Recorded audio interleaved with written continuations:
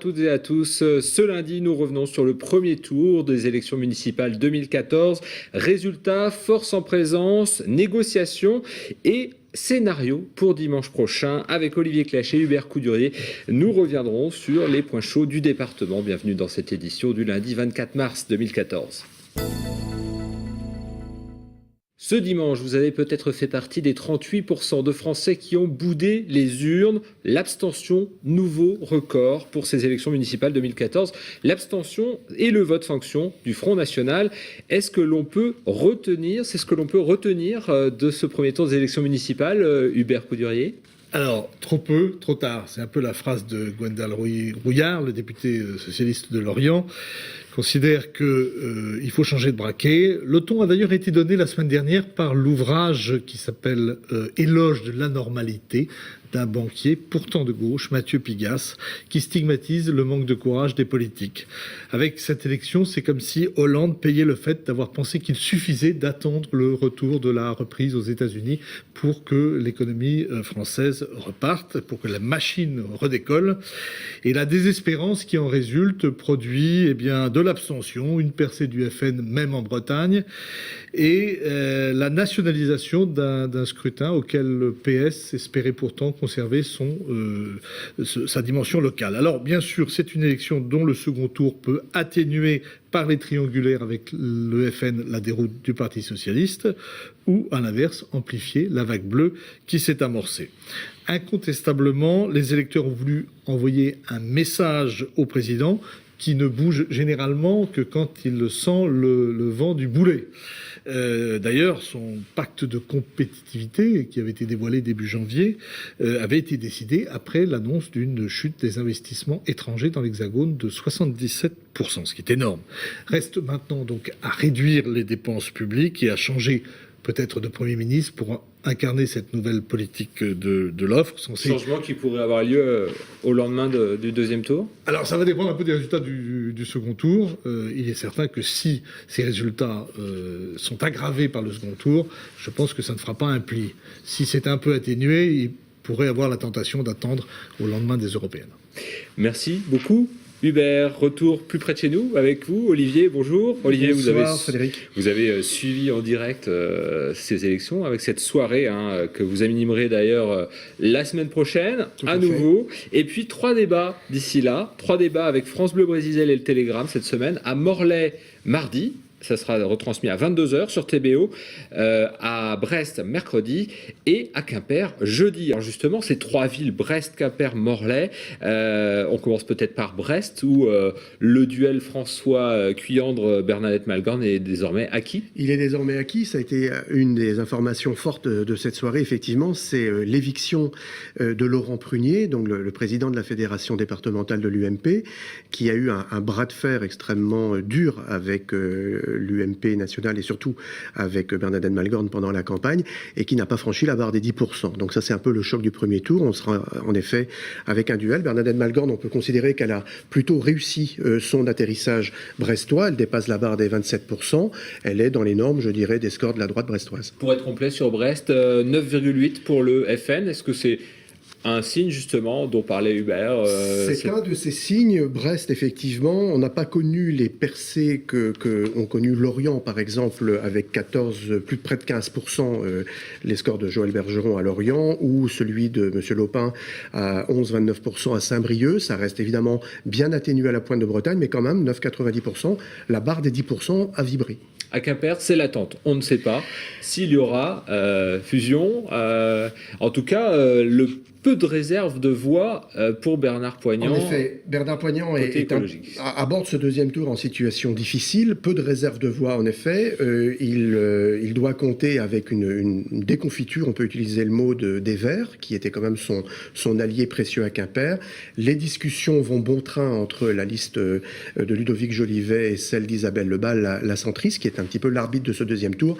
Et d'après, comme l'on dit, une source proche du dossier, on croit savoir qu'elles avancent avance plutôt dans un sens favorable à Jolivet, c'est-à-dire celui d'une fusion. Mais évidemment, rien n'est fait à cette heure-ci. Alors fusion en tout cas à Morlaix, là en l'occurrence ça semble acquis. On va peut-être découvrir justement les résultats de Morlaix. C'est ce que déclaraient donc, notamment Jean-Paul Vermeaux et Ismaël Dupont ce dimanche. On va peut-être les écouter. Jean-Paul Vermeaux donc, qui totalise 33,58% des suffrages et Ismaël Dupont qui tangente les 15%.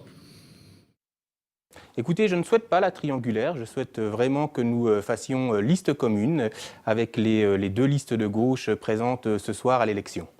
Nous irons négocier effectivement avec Jean-Paul Vermeaux et la coopérative citoyenne pour que ce rassemblement ait lieu, parce qu'on sait bien que la droite est quand même à un niveau élevé au premier tour et que rien n'est acquis pour le second tour. La droite a un niveau élevé à Morlaix. C'est vrai qu'Agnès Lebrun est à 43%. Oui, ce qui est quand même un score plus qu'honorable et qui est la sanction d'un mandat globalement assez réussi. Morlaix est une ville qui est souvent présentée comme une ville de tradition de gauche. Donc on peut s'attendre quand même malgré tout à un combat assez serré à ce deuxième tour. Un maire sortant, c'est aussi le cas à Concarneau où André Fidelin arrive en tête, suivi par la candidate PS Gaëlle Lemeur et puis l'antilibéral Claude Drouglazet. Lui peut se maintenir avec 15% des voix, mais la fusion à gauche qui semble acquise peut-elle barrer donc la route au maire sortant? Réponse avec l'intéressé. 42% d'abstention, c'est beaucoup, mais je crois que malheureusement, c'est général en France. D'autre part, je pense que les Concarnois ont quand même voté par rapport à la reconnaissance de ce qu'on a fait pendant les 6 dernières années. Je trouve que le score qui est le nôtre est assez décevant. Et même si certains me disent que c'est bien, moi je considère que c'est en dessous de ce que j'avais espéré. Et que notre score reflète aussi le programme que nous avons proposé aux Concarnois, qui était à mon avis très convaincant. Les chiffres nous imposent effectivement de nous parler, de nous concerter et d'avoir des propositions communes à faire à l'ensemble de la population concarnoise pour le deuxième tour. Je pense que l'opposition est dans une stratégie d'alliance politique, au-delà que nous sommes dans un projet. Alors, Gaëlle Lemeur d'ailleurs que l'on a souhaité interviewer, mais qui n'a pas souhaité donner suite à notre demande. Donc Concarneau, c'est un peu révélateur aussi de ces fusions à gauche ou de ces alliances à gauche qui peuvent exister? Oui, tout à fait. Concarneau, Morlaix, on voit que les tractations pour les fusions avancent bon train. Cela étant dit, je pense que Concarneau devrait être une des villes, c'est la 3e ville du département, qui a des chances assez raisonnables de rester à droite. Alors, pas facile toujours de conserver son siège. À Guipava, le maire PS Alain Kefelec arrive en 3e position, il suit Gurvan Moile, un ancien colistier. Ils étaient sur la même liste en 2008 et puis devant donc le candidat de droite Fabrice Jacob est à 33,54%. Là, en l'occurrence, la fusion ne semble pas d'actualité. On écoute Gurvan Moile. Je dirais les petits arrangements entre listes vont à l'encontre des valeurs que nous avons portées, notamment l'esprit d'équipe, la sincérité et la transparence. Donc la liste du premier tour est la même que celle du deuxième tour pour Guipava? Exactement la même. Notre stratégie est claire. Aujourd'hui, nous avons une volonté d'amplifier, de confirmer et d'amplifier cette dynamique. La dynamique est de notre côté. Notre volonté est de continuer droit devant et finalement d'arriver jusqu'à la victoire au second tour. Voilà, alors Olivier, avec le cas de Guipava, on voit qu'il y a des gens qui étaient sur la même liste, étiquetés peut-être à gauche, mais finalement qui font des listes sans étiquette. Voilà, ou, apolitique. Alors le cas de Guipava est très particulier puisqu'on a potentiellement une quadrangulaire au deuxième tour, ce qui est quand même pas très fréquent. La question que l'on peut se poser, c'est savoir si le maire sortant, qui a vraiment été là violemment désavoué, se maintient ou pas, puisque aucune alliance n'est possible. Réponse certainement avant demain soir. Et effectivement, on voit ce phénomène assez nouveau et assez intéressant. Ce sont des listes qui se présentent comme apolitiques, au-dessus des partis en tout cas, ou hors des partis, et qui font des scores assez appréciables. On a le cas de la liste de Gurvan-Moelle à Guipava, on a aussi celle de Jacques Boeuf à Douarnenez, qui était une liste dite citoyenne, qui arrive avec un score proche de 25%, celle de Jean Barrère à Châteaulin, on approche près de 20%, Jean-Marie Béroldi à Crozon, plus de 30%, c'était un ancien colistier aussi de la candidate socialiste qui, elle, a décidé de jeter l'éponge quelque part. La liste de Jean-René Quérien à l'Andivisio, liste citoyenne aussi. Et justement, on va en parler, puisque devant l'exemple de l'Andivisio est assez intéressant, puisque Jean-René Quérien crée la surprise avec 37%, plus de 37% des sondages devant la divers droite Laurence Claes, qui est la successrice du maire sortant, et puis la socialiste Marguerite Bléas, qui se retrouve en dernière position avec plus de 26%, et le positionnement de cette liste de tête de Jean-René Quérien, ouvertement opposé donc au projet de centrale à gaz, ce qui semble avoir pesé sur le vote. Donc je suis très content d'être en tête. Donc pour moi ce n'est pas une surprise parce que j'étais très confiant dans le vote des électeurs et donc les Landivisiens que je connais très bien m'ont fait confiance.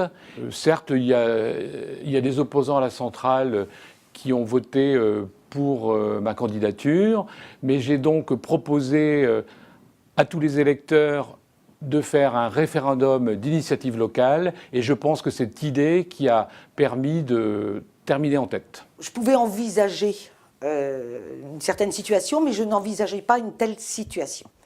Parce que je considère aujourd'hui que la liste de M. Quérien qui est arrivée en tête manipule les électeurs, manipule les citoyens, manipule les électeurs de gauche en faisant croire qu'avec leur référendum, ils pourront agir d'une manière ou d'une autre sur la décision du préfet. Or, pour moi, seule une décision administrative, un recours administratif par les opposants pourrait modifier cette décision. Les élus ou les citoyens n'auront aucun pouvoir sur cette décision-là. Voilà, notez que sollicité à plusieurs reprises, la divers droite Laurence Claes n'a pas souhaité intervenir sur TBO. Alors, l'Andivisio, le débat risque d'être assez animé pendant la semaine. Le débat va être animé et je trouve intéressant, en tout cas c'est un phénomène à noter cette année, c'est de voir l'émergence de cette expression politique qui n'est pas de la sanction, mais qui est aussi une volonté de proposer une véritable alternative et qui bouscule un peu, on va dire, l'establishment politique, les partis bien établis et le jeu habituel.